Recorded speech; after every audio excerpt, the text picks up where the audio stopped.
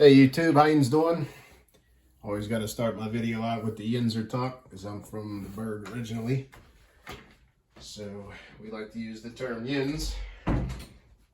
Wanted to make this video about my experience with Snap-on. I know a lot of folks think their tools are very expensive, actually outrageously expensive.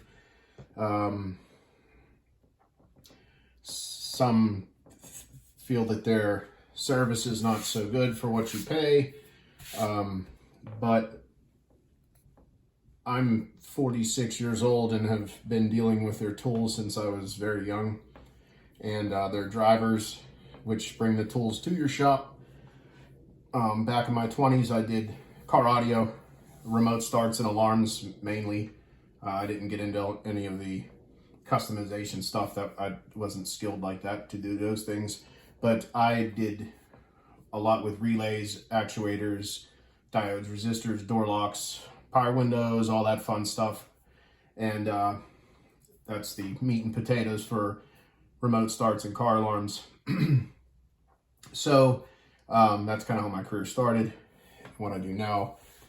But these two, very, very good screwdrivers. This one here, this is the original that I had purchased off of the truck. It's a Snap-on SSD MRE4, and as you can see, it's a pistol grip screwdriver. And basically what happened with it is the ratcheting system would work fine until you turned it upside down, and then it would just lock. So it still does that. You can't turn it anymore, but if you turn it straight up, it works again, which kind of sucks, but it is what it is. I called Snap-on. I spoke to a very nice lady on the phone, and didn't even have to send the tool back. They didn't want it. It's not being replaced, probably for that reason. And they asked me for no receipt. I basically could have called them and not even had this screwdriver, and I think they would have sent me the screwdriver. So the new one, this one here, the SSD MR, there it goes right there, SSD MR4B for black. So, which is very nice that they do that. Now, these screwdrivers do cost $75. It is what it is. If you're a weekender, you're probably not going to pay $75 for a screwdriver. I get it. You might not want to pay $25 for a screwdriver, and that's fine too. But whenever I'm working on, many, many cars in and out all day long, I need something that's going to last. So this here did not break. I'm pretty old. It's like 20 some years old. So, if it was $75, what did you pay a year to have this tool? And I hate cheap tools. Me, I'd rather have no tools. I'd rather just do a different job, mow lawns or something. So I'm not doing a job that I have cheap, crappy tools and I'm going to be pissed off all day because the tools break or they don't work right or whatever. I'm just not doing it. So your tools are very important when you're in a job, almost as much as your brain. So I took this apart, and this wasn't like that, but there's a retainer clip that I took out so that you can actually, so this piece, this is the retainer clip, right? And it holds this in, okay? So I took it out just for this video. And I'll get my needle nose here. So basically all you do is inside of here, you'll see like a little retaining clip. Not sure the exact terminology. Just take there, all right, take that off, boom, done. Very simple, comes right off. Here's your retaining clip, okay? And then that retaining clip sits in this little cutout that goes all the way around. And I actually made a mark on mine where this has to be centered.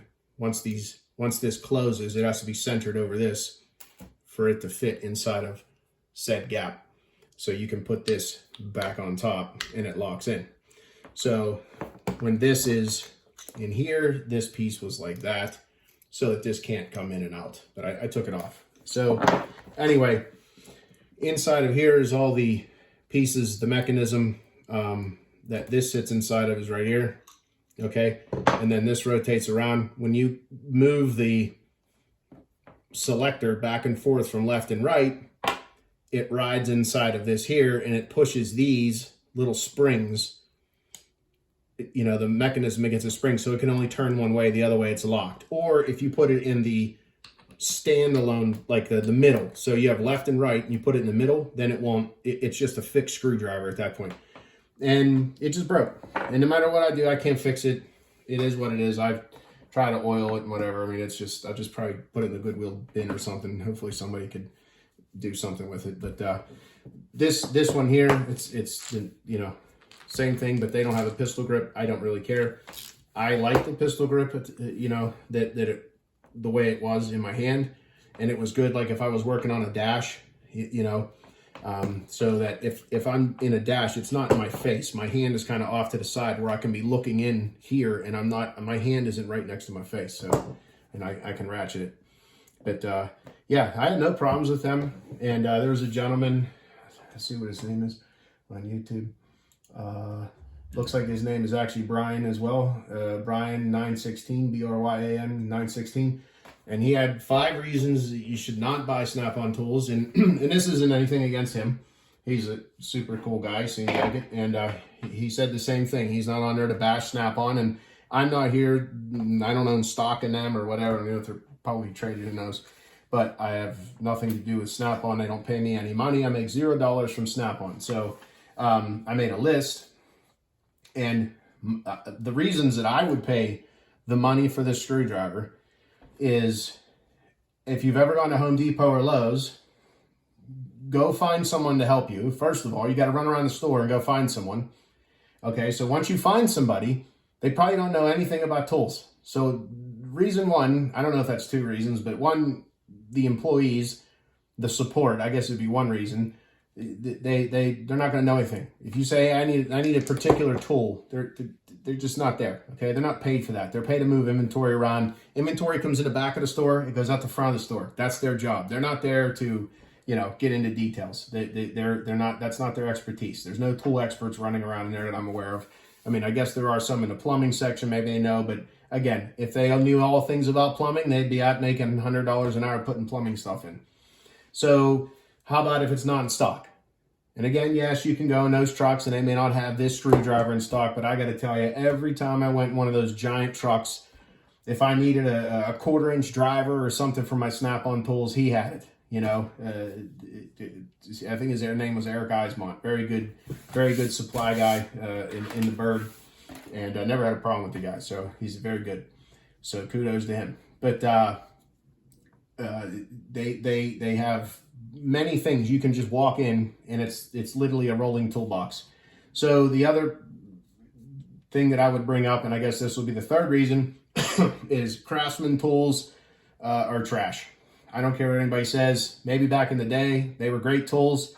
They are junk, and I mean really bad now. Like, I would not have Craftsman tools in my toolbox. I just don't think they're meant for the weekender, I guess. I don't know, weekend warriors, whatever you want to call them. But I literally bought a set of Craftsman drivers and a ratchet just to go to the junkyard. So, 'cause that way, if I lost the tool, I didn't care. You don't want to lose a $75 screwdriver in a car. So I would take these. It was like, I don't know, $40 or something for the set. The ratchet, I used it one time, and the ratchet just stopped working. So I had to take I literally found this one on the side of the road. It was a Pittsburgh ratchet, and it had a 10 millimeter socket on it. I used that to take the car apart that day. And when I went back to Lowe's, wherever the hell I bought it, I said, hey, I want to return this ratchet. It's a piece of crap. It doesn't even have a scratch on it. Didn't even use it. I said, look at this tool. Got ran over by cars and it works. And they said, sorry, we can't give it. You have to like buy another one and all. So I send it back to them. Forget you. I'm out of here. So take your tools and stick them where the sun don't shine. I'm not buying anything else off you. So Craftsman tools are absolute garbage. And I guess the 4th reason, wherever we're at, the truck comes to my shop. It would pull up right there. The guy would get off. He would bring in tools that are new. You know, I don't know. He'd come one every 2 weeks or something, maybe once a month, whatever it was. but I think they'll come every week if you want them to. If you owe them enough money, they might come every day. But the guy would come in, he would show me some new things that are applicable to what I do. You know, he's not bringing me in, you know, meters to read people's engines, and so I don't do any of that stuff. So, yeah, he would bring those things in and say, hey, look at these new drivers. Look at I have all these new bits. Oh, if you buy this, you get a free, you know, I don't know, free trip to Disneyland or something. You buy this toolbox, whatever. You know, I mean, they always have like gifts, something fun, you know, some kind of reward or something, you know. Or he'd say, hey, I have these on sale. I know you were thinking about it, half off, you know, like whatever, sockets. Because sockets can be a lot of money too. I think my Snap-on deep well sockets, they were hundreds of dollars. And you get no ratchet whatsoever, but they are very good as well. And I'm not going to do a review on those right now. But like I said, so maybe that's only 4 reasons, but that's enough reasons for me. I really don't need 5. So, you know, again, I'm not looking to argue with Brian 916. He said, hey, if you have 5 reasons to support buying their tools, let me know. I think those are good. The knowledge of the people, you know, aggravation driving down to the store. I hate going to stores. Today I went to Best Buy, actually to buy a camera tripod that I'm using right now, this new one, the Joby, Joby, and maybe one day I'll do something on that. It's very good. And I think it was like $70. And again, you get what you pay for. So you can go buy the $15 one, it'll fall down. But plenty of complaints about that stuff. So I went to go pick it up, and my daughter's very sick as well as I, and I did not want to go in the store. I'm sitting outside of Best Buy, and there's no people. Like, nobody comes outside to give you your stuff. So, and I'm sitting in a space, they could literally see me through the window in my car. I'm in space number 1. And I call the store, nobody answers the phone. It's some corporate, you know, merry-go-round of press 1, press this. It's the same thing at these places. A half an hour later, someone comes out with my stuff. I had to go in the store, you know, get medieval with someone, and then I get my stuff. So they're all standing around playing with their phones. And this is what you deal with when you go to these stores.